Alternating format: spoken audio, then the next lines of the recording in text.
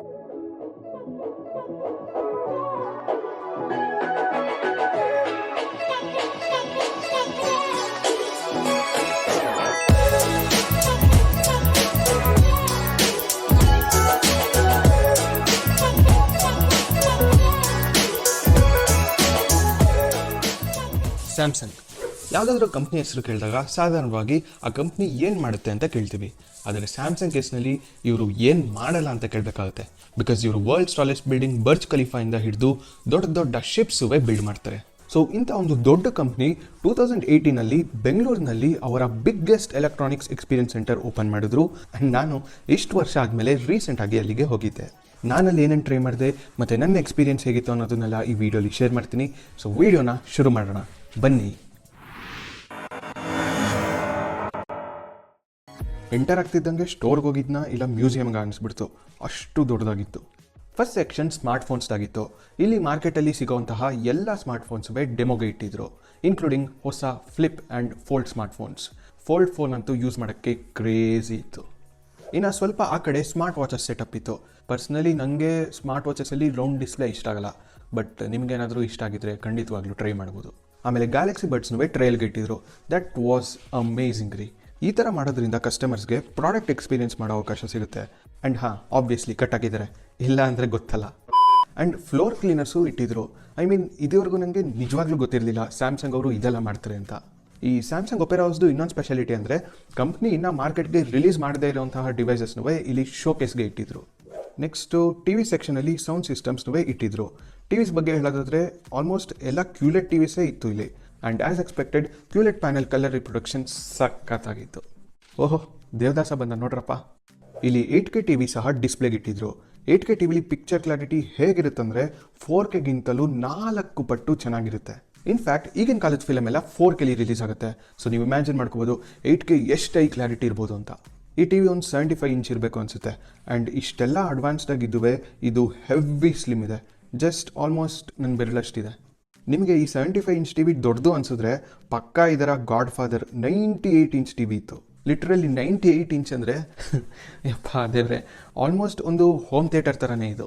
ಈ ಟಿ ವಿನ ನೋಡಿದ್ರೆ ನೋಡ್ತಾನೆ ಇರಬೇಕು ಅನಿಸುತ್ತೆ ಅಂಟಿಲ್ ಇದರ ಪ್ರೈಸ್ ಗೊತ್ತಾಗೋ ತನಕ. ಇದರ ಜೊತೆಗೆ ದ ಫ್ರೇಮ್ ಸೀರೀಸ್ ಟಿವಿಸ್ ಕೂಡ ಸೆಟಪ್ ಮಾಡಿದ್ರು. ಫ್ರೇಮ್ ಟಿವಿ ಅಂದರೆ ಈ ವಾಲ್ ಮೌಂಟೆಡ್ ಫೋಟೋ ಥರ. ರಿಯಲ್ದರಲ್ಲಿ ಒಂದೇ ಫೋಟೋ ಫಿಕ್ಸ್ ಆಗಿಬಿಟ್ಟಿರುತ್ತೆ, ಆದರೆ ಇದು ಡಿಜಿಟಲ್ ಆಗಿರೋದ್ರಿಂದ ನಾವು ಯಾವ ಫೋಟೋ ಬೇಕಾದರೂ ಚೇಂಜ್ ಮಾಡ್ಕೋಬೋದು. ಆ್ಯಂಡ್ ನೀವು ನೋಡ್ಬೋದು ಇದು ಟಿ ವಿ ಅಂತಲೇ ಅನ್ಸಲ್ಲ, ಪ್ರಾಪರ್ ಫೋಟೋ ಫ್ರೇಮ್ ಥರನೇ ಕಾಣಿಸುತ್ತೆ. ಸುತ್ತಿ ಸುತ್ತಿ ಹೊಟ್ಟೆ ಅಷ್ಟಿದ್ರೆ ವಾಸ್ತು ಮೂಲಲ್ಲಿ ಸ್ಟಾರ್ ಬಾಕ್ಸ್ ಕೆಫೆ ಕೂಡ ಇತ್ತು. ನನ್ನ ಹೊಟ್ಟೆ ಫುಲ್ ಆಗಿತ್ತು. ಸೊ ಡೈರೆಕ್ಟಾಗಿ ಲ್ಯಾಪ್ಟಾಪ್ಸ್ ಕಡೆಗೆ ಹೋದೆ. ನಾನೇನೋ ಸ್ಯಾಮ್ಸಂಗ್ದು ಬರೀ 2 ಲ್ಯಾಪ್ಟಾಪ್ ಮಾಡೆಲ್ಸ್ ಇದೆ ಅಂದ್ಕೊಂಡೆ, ಆದರೆ 4ರಿಂದ 5 ಥರ ಲ್ಯಾಪ್ಟಾಪ್ಸ್ನ ಲಾಂಚ್ ಮಾಡಿಬಿಟ್ಟಿದ್ದಾರೆ. ಆ್ಯಂಡ್ ಇವಿಷ್ಟು ಲ್ಯಾಪ್ಟಾಪ್ಗಳಲ್ಲಿ ನನ್ನ ಕಣ್ಸಲ್ದಿದ್ದು ಅಂದರೆ ಈ ಗ್ಯಾಲಕ್ಸಿ ಬುಕ್ 4 Pro 360. ತುಂಬ ದೊಡ್ಡ ಹೆಸರು, ಸ್ವಲ್ಪ ಸಣ್ಣ ಮಾಡ್ಬೋದಿತ್ತು. ಇದು ಲೆನೋವೋ ಯೋಗ ಸೀರೀಸ್ ಥರ ಫೋಲ್ಡೇಬಲ್ ಲ್ಯಾಪ್ಟಾಪ್. ಆ್ಯಂಡ್ ಡಿಸ್ಪ್ಲೇ ಅಂತೂ ಅವನಜ್ಜಿ ಮಾತಾಡೋಂಗಿಲ್ಲ. ಈ ಲ್ಯಾಪ್ಟಾಪ್ ಟ್ರ್ಯಾಕ್ ಪ್ಯಾಡ್ ನೋಡಿ ಎಷ್ಟು ದೊಡ್ಡದಾಗಿದೆ. ಮೋಸ್ಟ್ಲಿ ಆ್ಯಪಲಿಂದ ಕಾಪಿ ಮಾಡಿರಬೇಕು ಅನಿಸುತ್ತೆ. ಆ್ಯಂಡ್ ಇದು ಸ್ಟೈಲಸ್ನೂ ಸಪೋರ್ಟ್ ಮಾಡುತ್ತೆ. ಕ್ರೇಜಿ. ಎಷ್ಟೊಂದು ಮಾನಿಟರ್ಸುವೇ ಇತ್ತು. ಸೊ ಇದು ಕರ್ಡ್ ಮಾನಿಟರ್ಸ್.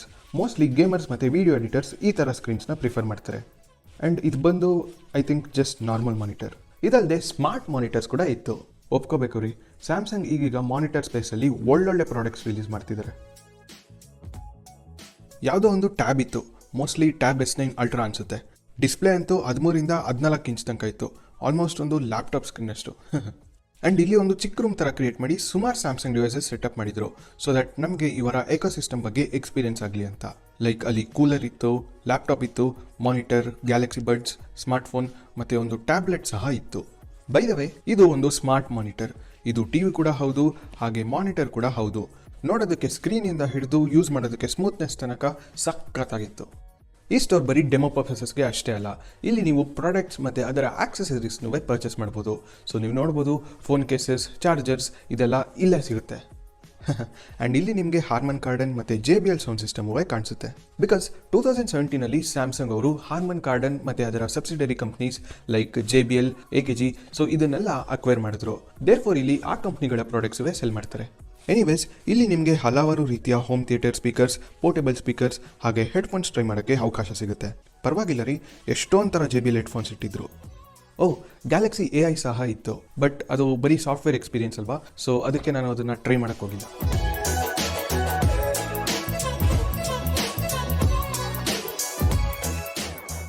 ಇನ್ನು ಮೇಲ್ಗಡೆದು ಹೋಮ್ ಅಪ್ಲಯನ್ಸಸ್ ಸೆಕ್ಷನ್ ಆಗಿತ್ತು.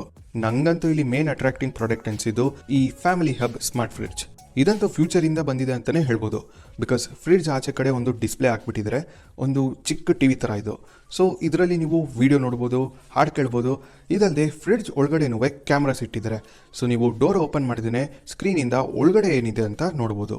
ಇದರಿಂದ ಒಂದು ಎನರ್ಜಿ ಸೇವ್ ಆಗುತ್ತೆ, ಮತ್ತು ನೀವು ಯಾವುದಾದ್ರೂ ಫುಡ್ ಐಟಮ್ನ ಸೆಲೆಕ್ಟ್ ಮಾಡಿ ಅದಕ್ಕೆ ಎಕ್ಸ್ಪೈರಿ ಡೇಟ್ ಸೆಟ್ ಮಾಡ್ಬೋದು. ಸೊ ಫ್ರಿಡ್ಜ್ ನಿಮಗೆ ಆಗಾಗ ರಿಮೈಂಡ್ ಮಾಡುತ್ತೆ, ಆ್ಯಂಡ್ ಇದರಿಂದ ಫುಡ್ ವೇಸ್ಟೇಜ್ ಕಮ್ಮಿ ಆಗುತ್ತೆ.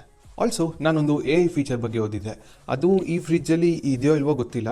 ಅದೇನಂದರೆ ಒಳಗಡೆ ಇರೋ ಐಟಮ್ಸ್ ಬೇಸಿಸ್ ಮೇಲೆ ಫ್ರಿಡ್ಜು ನಾವು ಯಾವ ಡಿಶ್ ರೆಡಿ ಮಾಡ್ಬೋದು ಆ್ಯಂಡ್ ಅದನ್ನು ಮಾಡುವ ಇನ್ಸ್ಟ್ರಕ್ಷನ್ಸ್ ಕೂಡ ಕೊಡುತ್ತೆ. ಸೊ ಲಿಟ್ರಲಿ ಹೆವಿ ಅಡ್ವಾನ್ಸ್ಡ್ ಇದೆ. ಇಲ್ಲಿ ವಾಷಿಂಗ್ ಮಿಷಿನ್, ACs ಮತ್ತು ಓವನ್ಸು ಇತ್ತು. ಅದೇನೂ ಅಷ್ಟು ಇಂಟ್ರೆಸ್ಟಿಂಗ್ ಅನಿಸಲಿಲ್ಲ. ಅದಕ್ಕೆ ನಾನು ನೆಕ್ಸ್ಟು ಪ್ಲೇ ದ ಎಪಿಕ್ ಅಂತ ಗೇಮಿಂಗ್ ಡಿಪಾರ್ಟ್ಮೆಂಟ್ ಕೊಟ್ಟಿದೆ. ಇದಂತೂ ಗೇಮರ್ಸ್ ಡ್ರೀಮ್ ಸೆಟಪ್ ಥರನೇ ಇತ್ತು. ಆ ಮಾನಿಟರ್ ನೋಡಿ ಎಷ್ಟು ದೊಡ್ಡದಾಗಿದೆ. ಈ ಬಿಲ್ಡಿಂಗಲ್ಲಿ ಕನ್ಸ್ಯೂಮರ್ ಡಿವೈಸಸ್ನ ಅಷ್ಟೇ ಅಲ್ಲದೆ ಎಂಟರ್ಪ್ರೈಸ್ ಎಲೆಕ್ಟ್ರಾನಿಕ್ಸ್ನೂ ಡೆಮೋಗಿಟ್ಟಿದ್ರು. ಲೈಕ್ ಈ ಇಂಟರಾಕ್ಟಿವ್ ಡಿಸ್ಪ್ಲೇ, ಇದು ಒಂದು ದೊಡ್ಡ ಟಚ್ ಸ್ಕ್ರೀನ್ ಥರ. ಸೊ ನೀವು ಏನಾದರೂ ಬರೆದು ಆಡಿಯನ್ಸ್ಗೆ ತೋರಿಸ್ಬೋದು.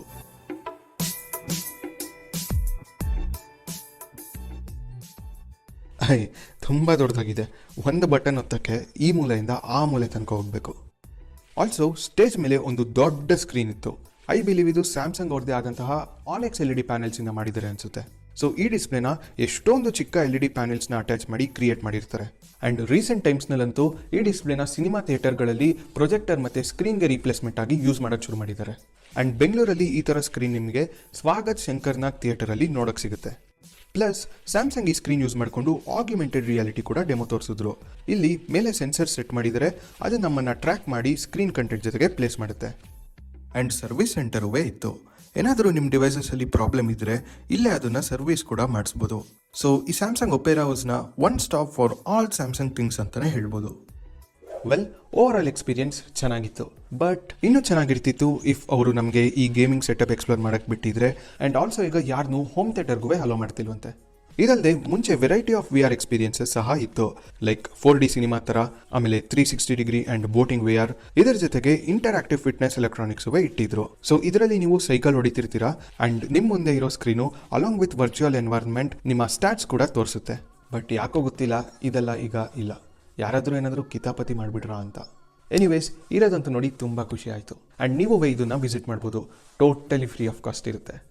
ಸೊ ನೋಡಿದ್ರಲ್ಲ ಸ್ಯಾಮ್ಸಂಗ್ ಎಕ್ಸ್ಪೀರಿಯನ್ಸ್ ಸೆಂಟರ್ ಹೇಗಿತ್ತು? ನೀವು ಹೋಗ್ತೀರಾ ಇಲ್ವಾ ಅನ್ನೋದನ್ನು ಕಮೆಂಟ್ಸಲ್ಲಿ ತಿಳಿಸಿ. ಆ್ಯಂಡ್ ವಿಡಿಯೋ ಇಷ್ಟ ಆಗಿದ್ದರೆ ದಯವಿಟ್ಟು ಇದನ್ನು ಲೈಕ್ ಮಾಡಿಬಿಟ್ಟು ನಿಮ್ಮ ಫ್ರೆಂಡ್ಸು ಫ್ಯಾಮಿಲಿ ಜೊತೆನೂ ಶೇರ್ ಮಾಡಿ.